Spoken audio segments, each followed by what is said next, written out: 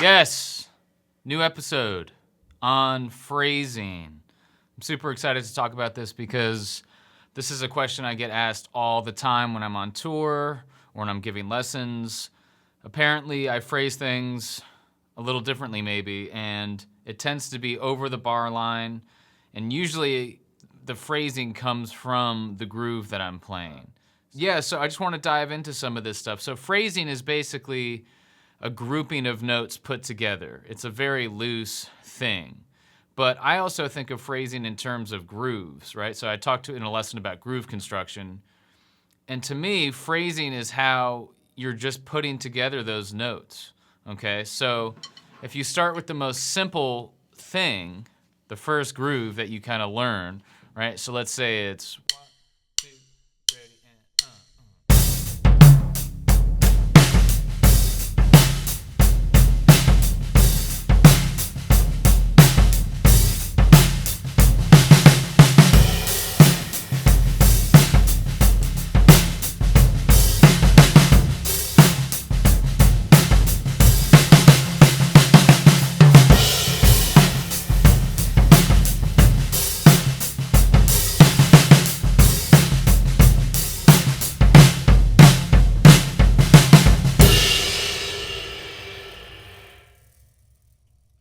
So that's pretty down the center. It's kind of a little bit swung. So how can we phrase that a little differently? People will say, well, why did you add that lope? Or why did you put the fill there? Or why did you come back in on the and of one and not crash on one all the time? So to me, all of that stuff comes back to what I've been talking about for all of these episodes, is listening to music, right? So let's take a real simple beat, and I'm gonna slowly start to add little things here and there, right? So I will morph a straight beat into something that's phrased a little bit longer, okay? So keep track, count out loud, and follow along, okay? So 1, 2, 3.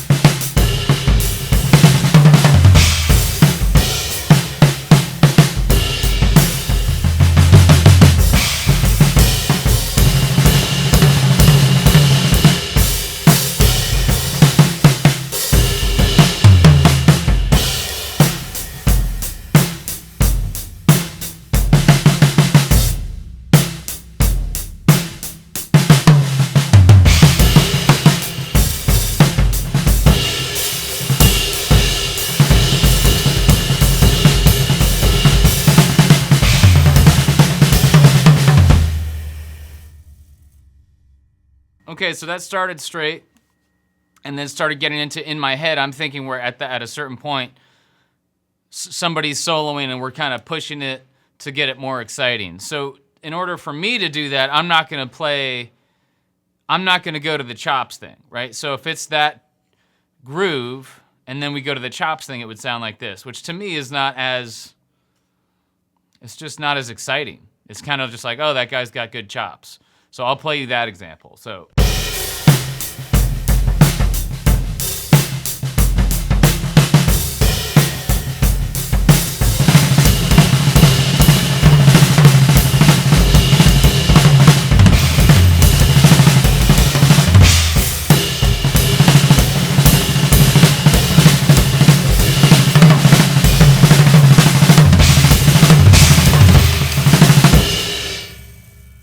So I can't even do that stuff really clean anymore because I don't play like that. It's just moving singles around really fast and people think it's exciting, you know?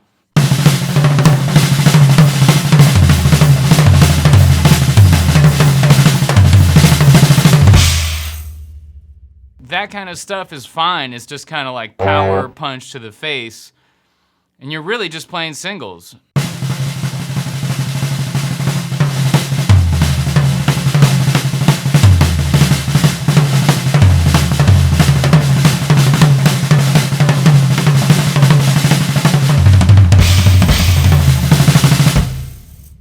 It's almost just like a glorified wipeout.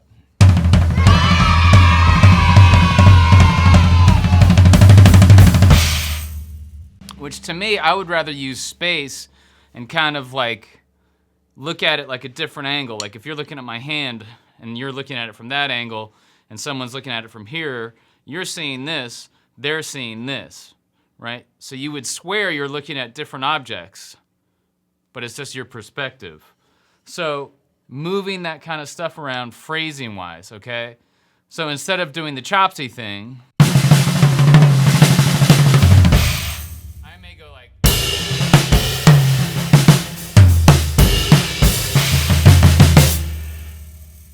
because to me that has more shape, it's a little more elegant, it's not so masculine. I've been talking a lot about lately about the feminine and masculine side of things, where if you take a beat and just play the downbeats real heavy, that to me feels more masculine, right? And this has to do with phrasing. So masculine to me is kind of heavy, right? Powerlifting dude. So okay.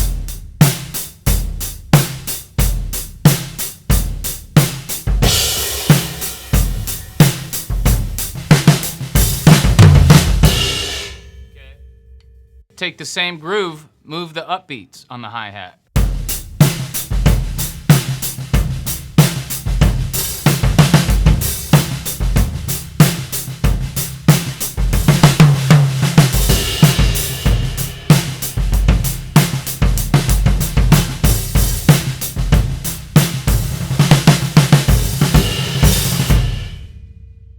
So automatically you're getting a different phrase by just switching to the upbeats instead of the downbeats. So phrasing to me is such a loose, open thing, it's hard to kind of contain and give a definition of, well, this is how I phrase things, because it's so much wider than that. Okay, so now that I've been saying that it's this nebulous, hard to define thing, let's try to give you some examples to work on. So the first thing that I typically do is I'm not crashing on one a lot. Okay, I mean, sometimes I am, but coming in and leaving a little space before the next backbeat. So here's an example. I'm gonna play 1, 2, and 3, and 4, and 2, 3, 4, 1, 2, da, do, and got. So on the and of 4, 4 and ta, and then don't come back in until the beat, the backbeat on 2. It just leaves this kind of dope space as opposed to just plowing through everything.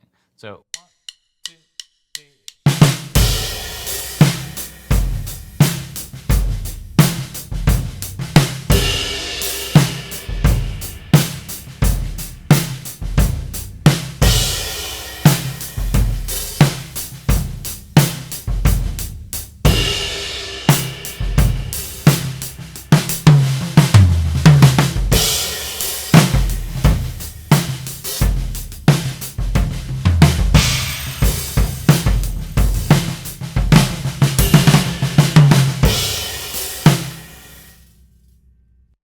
So just off of that one simple idea of 1, 2, and 3, and 4, and 2, 3, 4, 1, 2, and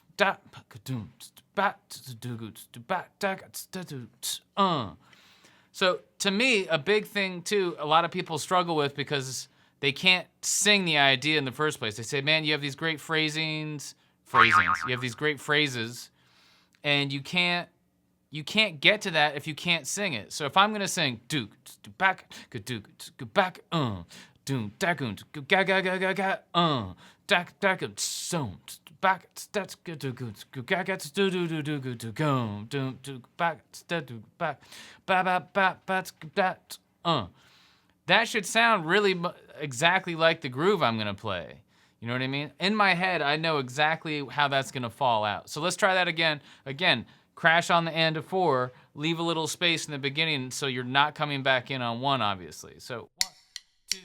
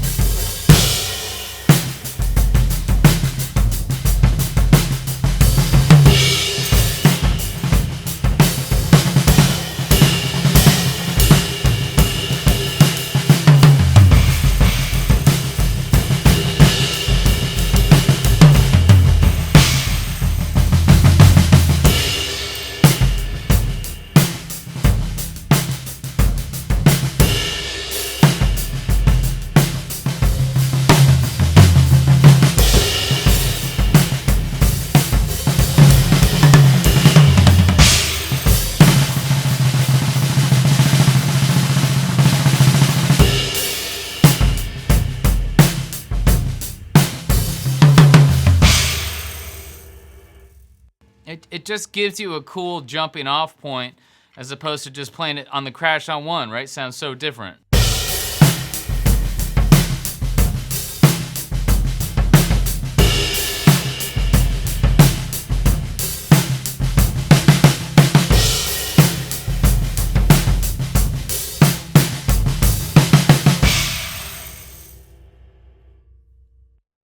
You guys have been crashing on one your whole lives, okay? So mixing that up, don't think of it as 1 and 2 and 3 and 4 and boom, and 2 and 3, 4, boom. You gotta think a lot longer and wider than that. Because if the bass line, you know, I've talked about playing other instruments, if you can't connect to the length of the phrase of the music, right? Like the cadence of what's going on, you're just gonna sound like you're dropping in a drum beat on some random tune and you're not really playing along with what's happening. So even if the groove, let's say it's like a longer beat as opposed to just boom, bop, da-doom, bop, loop, da, boom, da. Let's try to do like a 2-bar phrase, okay?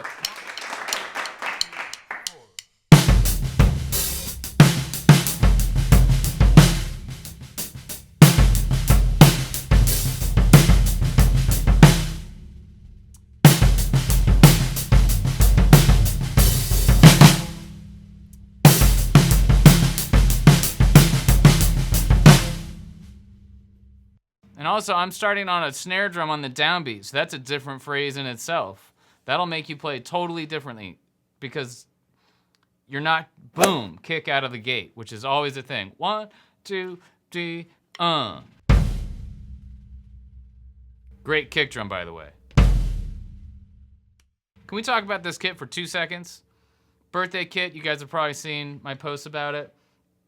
I'm gonna be 40 May 11th, 2018, and I got together with Ron and Paul Wary to make this kit, and it just sounds and looks stupid. It does sound as good as you're hearing at home in here. It's sort of amazing.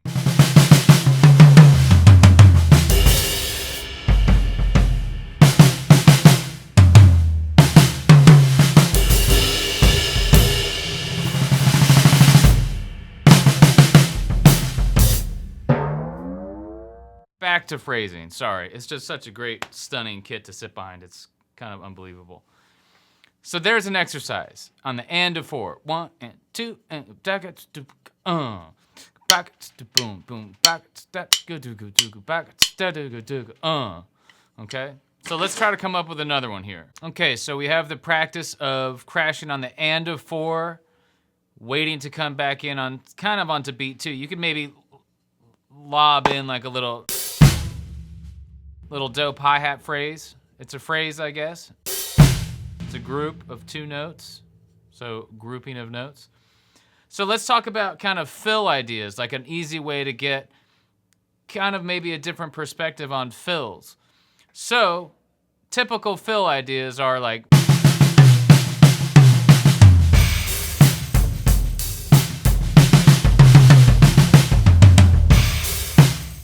it's very right hand dominant, very, like I was saying, masculine.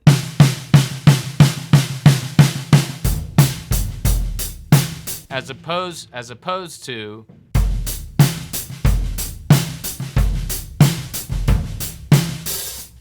the upbeat thing, to me, just feels lighter. It changes a groove immediately. So if a lot of your fills are right hand dominant,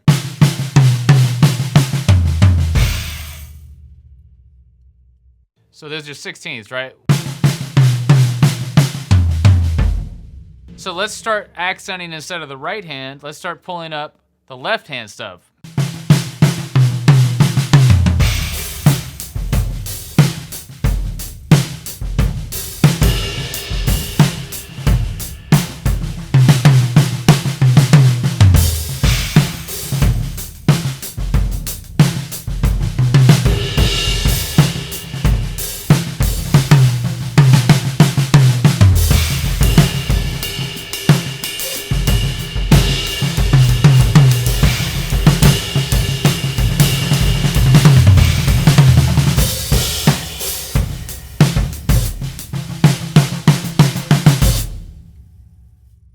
To me, that's just so much more hip.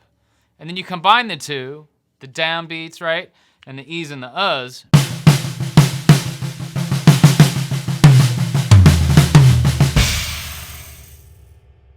That to me is real phrasing, when you have control and accents over every part of the phrase, not all just like. Speaking of that, I just played a triplet-y kind of thing. That's another huge part of phrasing, is going between rates. So if your tempo, 3, 4.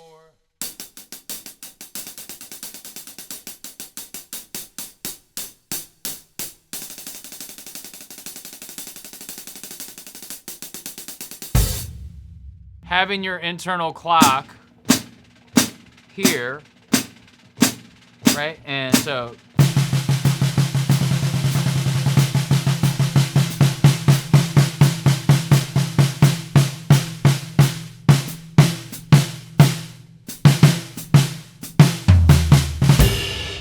knowing all your subdivisions, basically in a nutshell, and being able to call on them with different stickings. So a lot of the time I'm playing triplets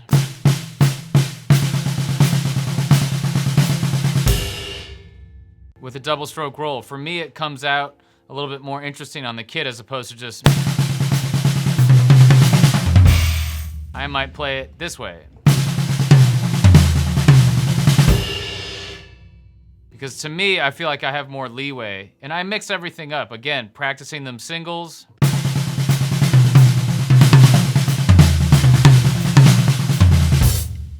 And as you can see at the end, I was mixing in doubles. So being able to do both.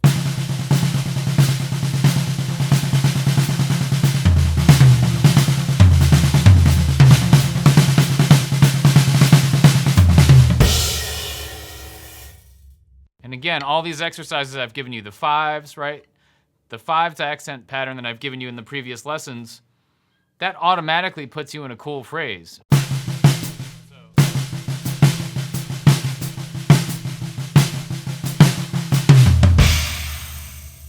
So if you just take that as a fill idea for phrasing,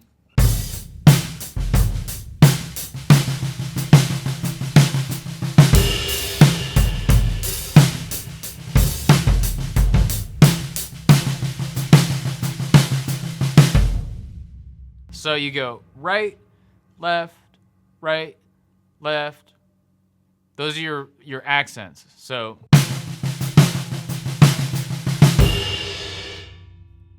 right after you do the second left accent, you got a downbeat on the next beat, right on the next 16th note.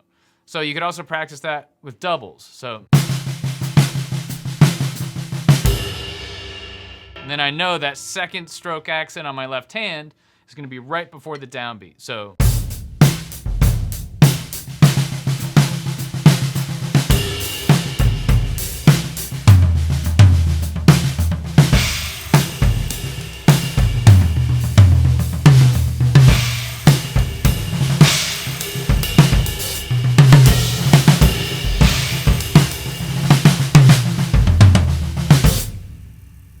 so combinations of these ideas, once you get comfortable with them all, you have a big vocabulary at this point. So just with the 5s thing.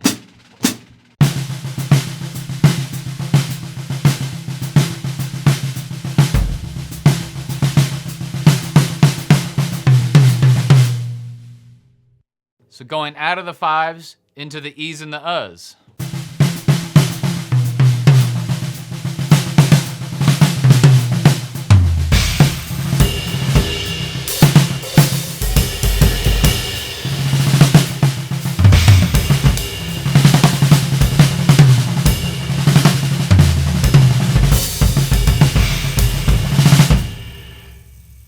And really, you could just go on your snare and practice these phrases. And then once you get comfortable with different stickings and different rates, start incorporating the rest of the kit.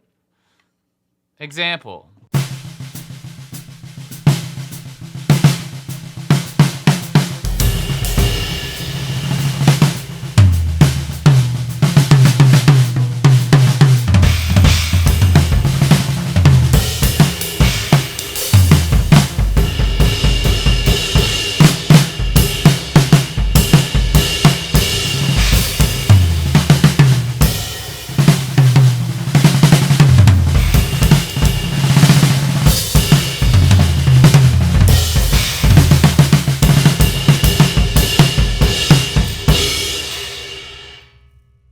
So really being able to stretch, it's very, almost, it's a cheesy thing to say, but it's almost like flying. When you get comfortable with it, you feel like you can kind of do anything and go anywhere.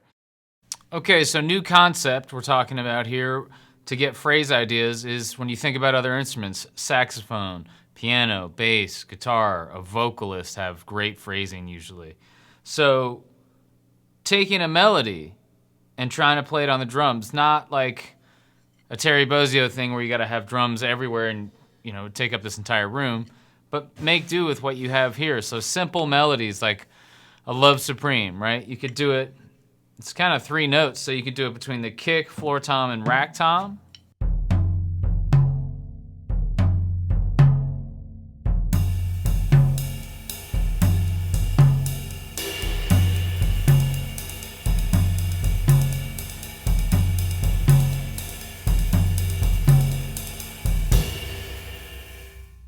You could also do it floor, rack, snare.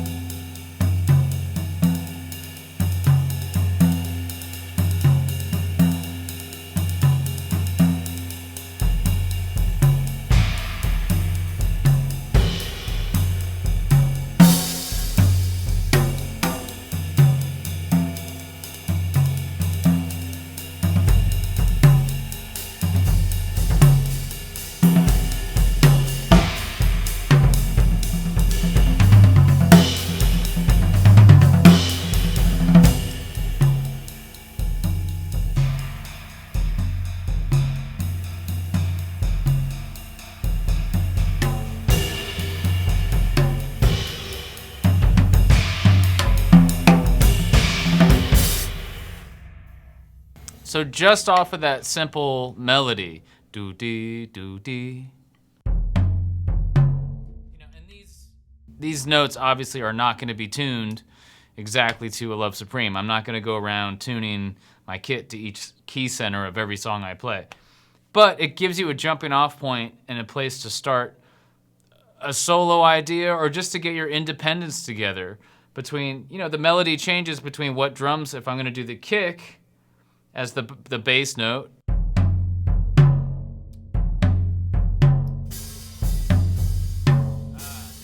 So already, I haven't practiced this with my feet or anything, but already I'm gonna see there's gonna be some stuff where my feet wanna do something different with my hi-hat foot.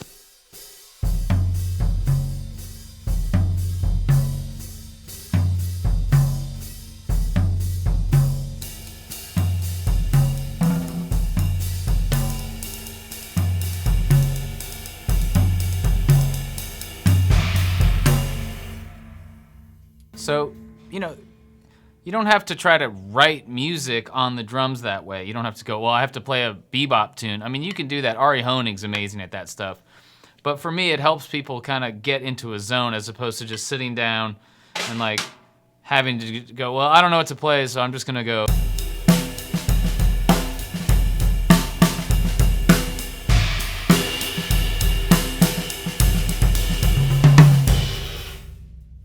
Fine, but trying to expand just again with phrases. So let's take that floor tom one.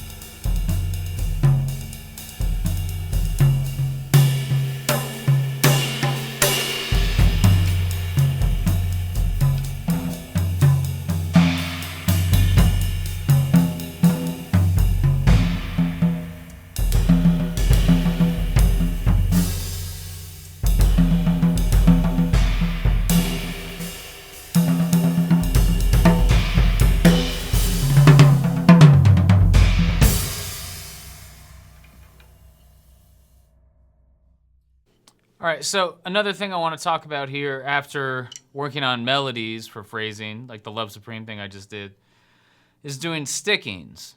So taking something like, it's similar to a Swiss triplet, but together, right, left, together, so.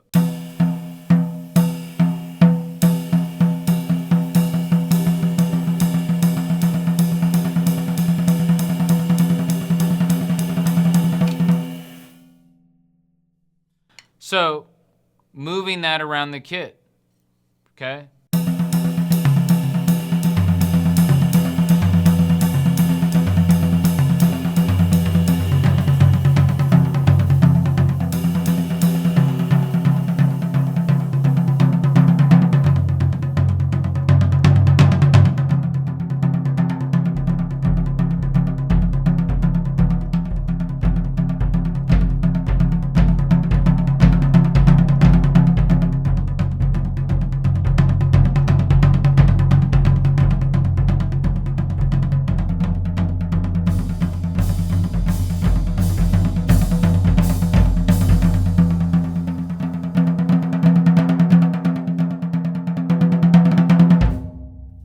So that last thing is really Tony Williams-ish.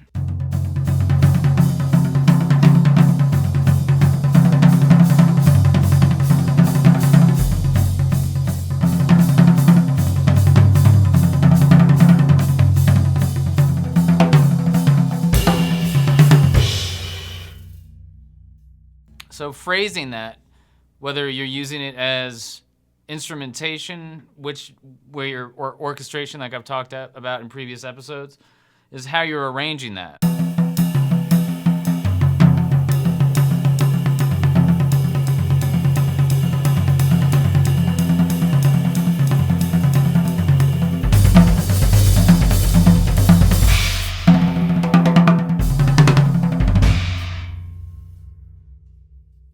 So together, right, left, that's one way to do it. You can move it just on the drums.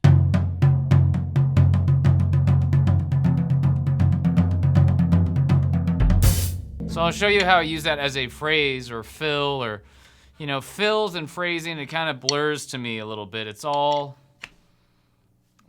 really breaks down to shapes, you know what I mean? I see things as maybe a low curve or some kind of corkscrew thing, and I'm a pretty visual person, so when I'm playing, that kind of stuff helps me. So let's use this together, right, left idea. It's kind of like a Swiss triplet-y kind of thing.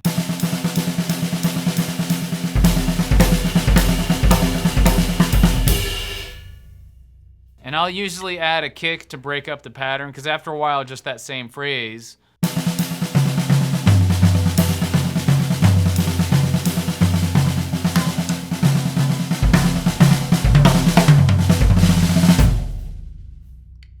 That's where you start combining all your flavors, right? This may be, what would this flavor be?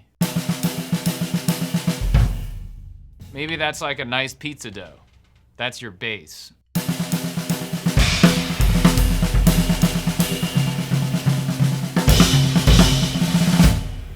And those crashes are pepperoni, right? I know, this is bizarre. I get off on the food analogies, but I love cooking shows. So, here we go. I'm gonna incorporate this thing, phrase, lick, whatever you wanna call it, into a groove, right? So.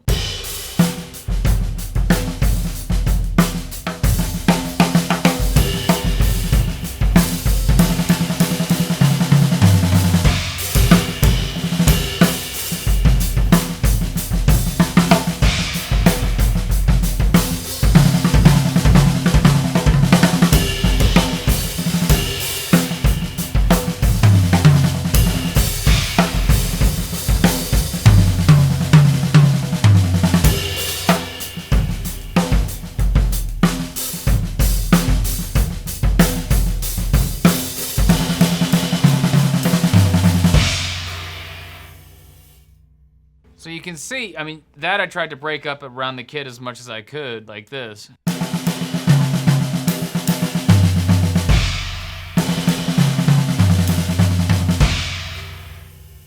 And once you get comfortable with it, it's basically a double strokes.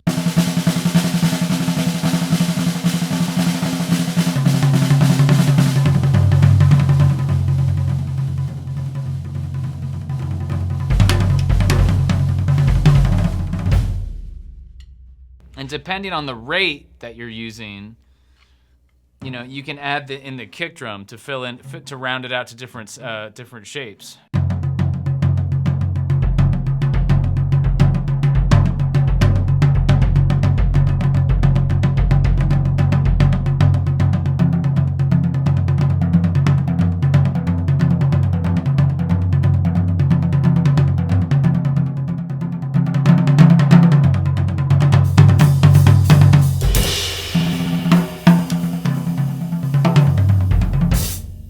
Okay, so that's one lick you can kind of break up around the drums. And the simplest way to practice it would be this way.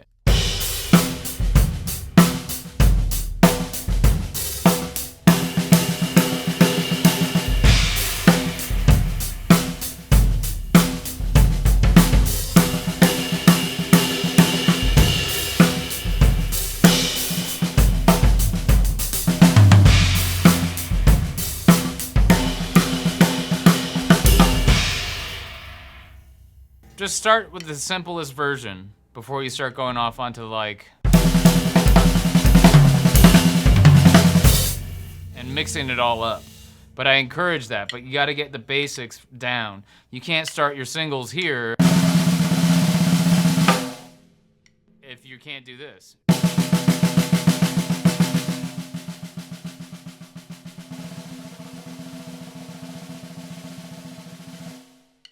Okay? And another thing real quick, making sure the stuff is quiet as well as loud. That's huge.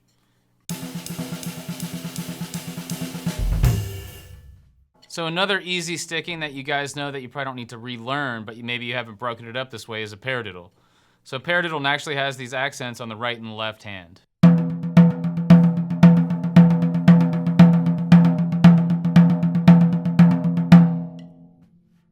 Apparently, I forget who told me, but Elvin Jones used to warm up with something like this to kind of get a little melody thing happening between the toms. And it's also just easy on the hands. So moving it from regular .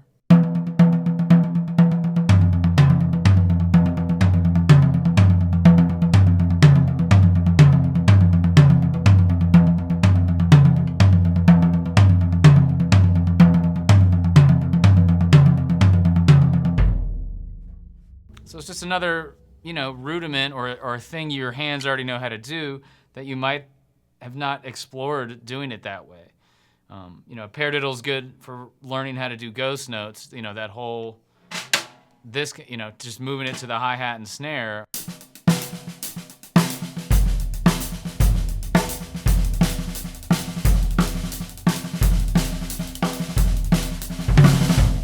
And then you're in Fusion Town.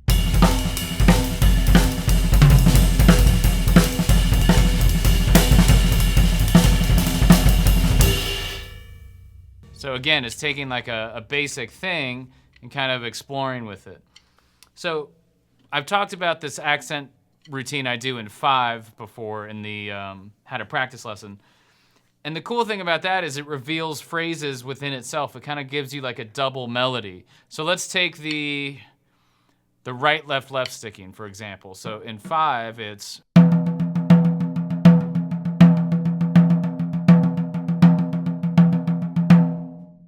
so you can break that up between 2 drums. So you have this melody.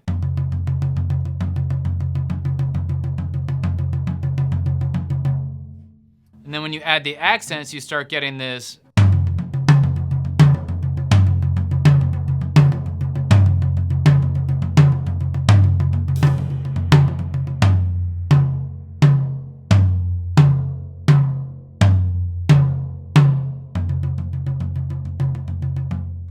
You kind of have 2 melodies happening at the same time. And if you do the single version,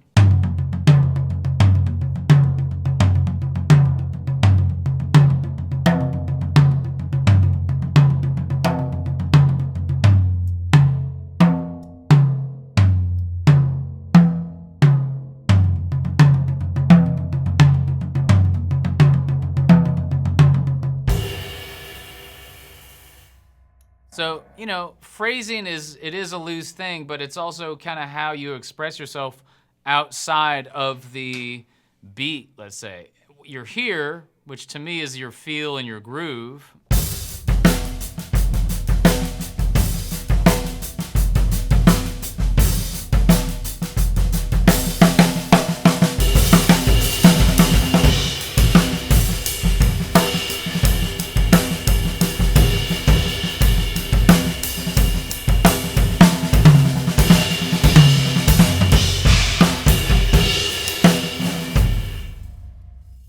all the stuff you're adding on top of that is the phrasing.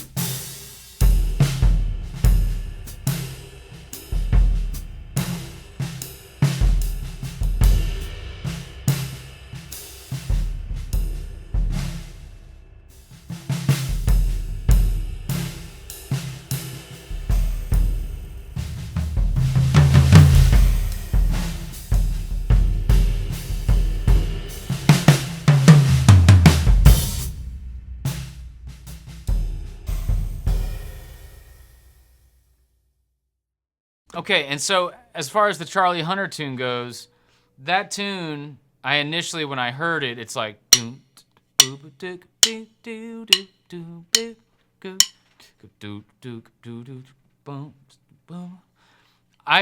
we actually only played that song twice. We played it for 1 second right after he wrote it, and I initially played this.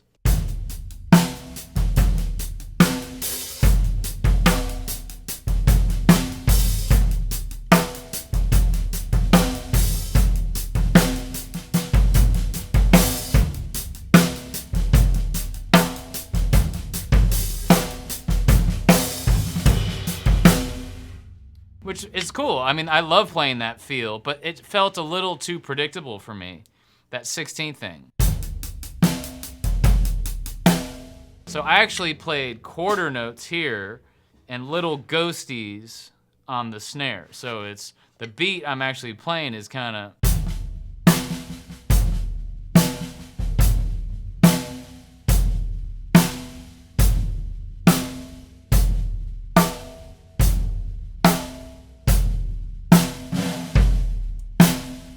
Basically that with some ghosted notes on the snare.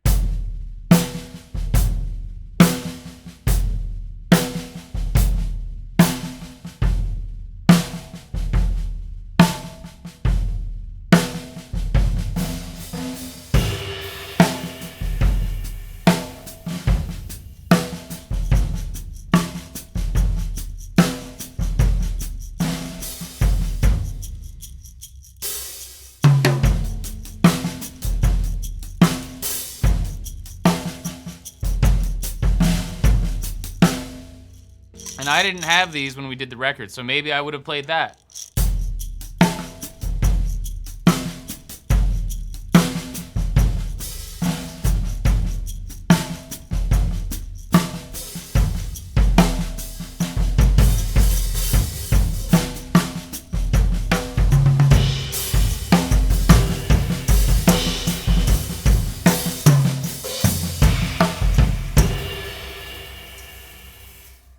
And again, when I'm playing all this stuff, I'm singing that boom, boom, boom. So that's when I'm probably going to be playing the right stuff, is because I'm not thinking about the drums. I'm thinking about the other instruments in the song. So I hope this has shed some light on how I kind of put things together. And hopefully you can see how that works in a musical context with those two songs. And again, if you guys have any questions, y'all can email me, cartermclean@gmail.com. And I hope y'all have a great day. See you soon. Cheers.